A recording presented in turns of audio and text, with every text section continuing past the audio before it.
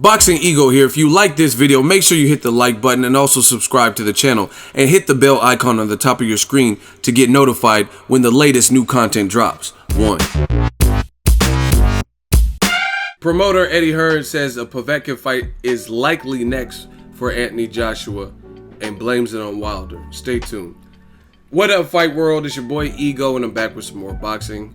Make sure you smash the like button. Also subscribe to the channel for the latest and greatest in boxing. If you want to become part of the gang notification gang, please hit the bell icon. Shout out to the super chats, channel donations, the Venmo donations, and the Patreon family we work in. Well. Eddie Hearn did an interview with the dailymail.co.uk, a UK-based website. The title reads, Deontay Wilder given a 2-week deadline to sign up for Anthony Joshua fight as Eddie Hearn threatens to switch focus to Alexander Povetkin. Eddie Hearn, the article says, has set a 2-week time frame for wrapping up negotiations on Anthony Joshua's heavyweight unification with Deontay Wilder, and is expected to switch focus to Alexander Povetkin if the American refuses to fight in Britain. Povetkin being the mandatory challenger. This is what Eddie Hearn had to say to the Daily Mail, Sports Mail. We are probably about 2 weeks away from a decision on AJ's next fight. September has been earmarked for his return, and all the focus remains on Deontay Wilder. AJ and the team believe that after everything that's been built here, the UK should be the home of the historic undisputed bout, and conversations continue with Wilder's camp. Alexander Povetkin is the likely choice if Wilder refuses to travel. Povetkin is the WBA mandatory, so both fights are extremely dangerous. A Wilder fight in the US stands as Joshua's most lucrative option, but he's willing to accept a lesser payday for a hometown advantage. I'm done. Listen, Death Row East, do you believe in God? If you believe in God, believe in Boxing Ego. Believe in this. Death Row East, believe in that. I told you guys from the jump, and a lot of you look plain, outright stupid. You know what I mean? Coming on my videos and live streams and saying, oh, you're hating Ego. It's very apparent what's going on here. You know what I mean? And I can't wait to see what people have to say now.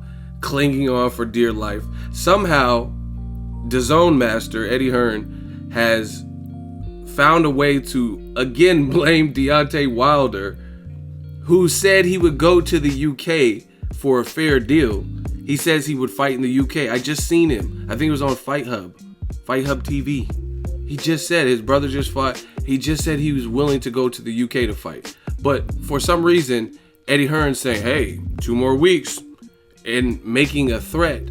And Wilder says for a good deal, what him and his team decide is fair, they would go to the UK. But you have Hearn who's saying, hey, it's all on Deontay Wilder. What? How is this? Wilder, he said numerous times. I actually have a video of him where he said he would fight in the UK. He even said when Eddie Hearn was throwing out his other war dog or whatever in Dillian White, he says, I'm a champion. I'm a king. Kings don't travel for peasants. And he at that time he was saying, I will travel for Joshua because he's also a king. Joshua has straps. He has titles. You know what I mean? So what is Eddie Hearn even talking about? Bottom line, like I told you motherfuckers, they want to fight Povetkin. They want to build it up, get that payday, take care of the mandatory. Eddie Hearn's already on tape saying that a mandatory would be trumped or superseded by a unification, which we all know. That Eddie Hearn doesn't really have to even say that. So that can't be used as an argument. So what are you going to say? Oh, yeah, he's fighting Povetkin because he's a mandatory. Well, Wilder would be a unification. And instead of one loss like Povetkin has to Klitschko, a guy that Joshua beat, right? It would be an undefeated unification and undisputed. So, like I told you guys, the wall, I don't even got it. You guys know what it is. The walls are closing in. It looks like Povetkin is a likely suitor for AJ.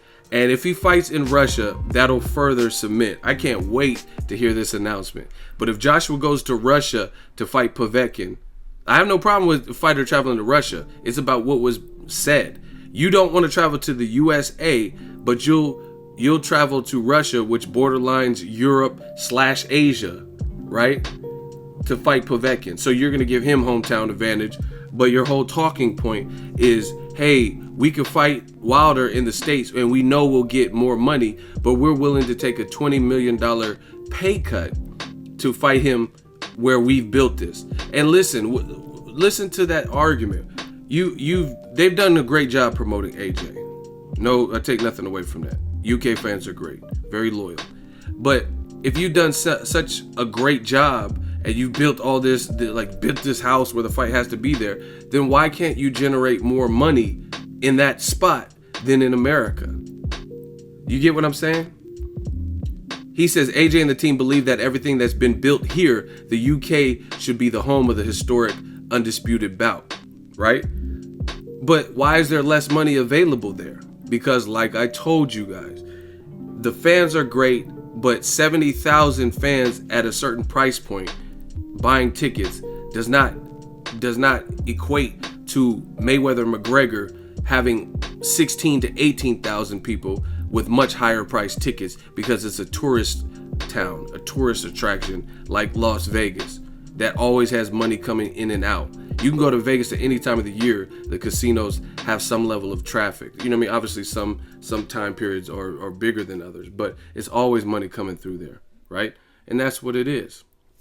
So I guess there's a chance that he could still fight Wilder next, but it's not looking likely, especially if Eddie Hearn's doing interviews and he's saying that, hey, we're putting him on a deadline, because that means Barry Hearn did an interview with Sky Sports probably like 2 weeks ago, and he says, yeah, we're getting to that point where we got to wrap stuff up. And if you're still at that point, then it sounds like it's probably not going to happen, because September will be here before you know it. And Povetkin, his people, World of Boxing, they're going to offer a pretty penny.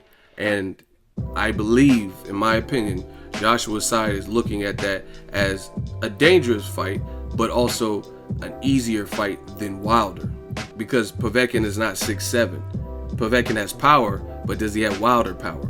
We've seen Povetkin lose. You know what I mean? We haven't seen Wilder lose. Povetkin is shorter than AJ, etc. Those are all differences when you're talking about Povetkin and Wilder. So, the proof is in the pudding. You guys let me know, but it looks like Povetkin is getting nearer and nearer a mandatory instead of undisputed. And this is unheard of. I've never seen a situation where somebody would refuse upwards of $20 million to get that $50 million guarantee just to fight at home.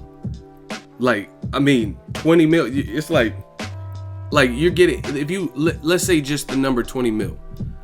If AJ traveled to America and he's willing to give up 20 mil, that's like round trip. That's like one way you're getting 10 million to come to the States, and you're getting another 10 million to go back. So round trip, you're getting an extra 10 million each way. You get what I'm saying?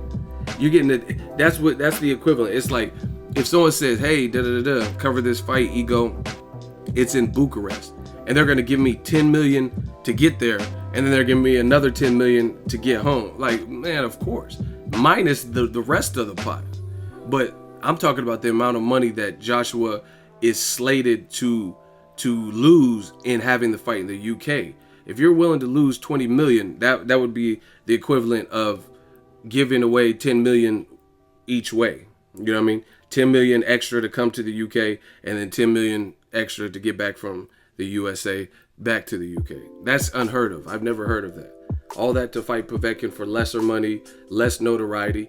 If Joshua beats Povetkin, there's no way he will get more credit than if he beat Wilder, because Povetkin, we've seen him defeated. And he's had more hiatuses with failing 2 drug tests and things like that. 2016 wasn't a great year for him. He hasn't been the most active. In fact, who has he fought? He fought Johan Duhaupas, or late last one-day replacement to the Stavern fight because he failed a drug test. He came back and knocked out David Price, but he was rattled and started doing the Bobby Schmurder dance back into the turnbuckle, right? And then he ended up knocking out David Price, who a lot of people call him Chinny. And then now he's going to fight Povetkin. So, you know what I mean? We know what it is. It is. Povetkin's a good fighter, but you know why they're taking it. Because, like I said, even against David Price, Povetkin got rocked in that fight. So you like those. Now Wilder did get rocked, but he didn't get rocked by David Price. He got rocked by Luis Ortiz, who, you know what I mean, is a boogeyman in the division. And then he came back and stopped him. You know what I mean? So let me know what you guys think. Drop your thoughts in the comment section. Make sure you smash the like button as always.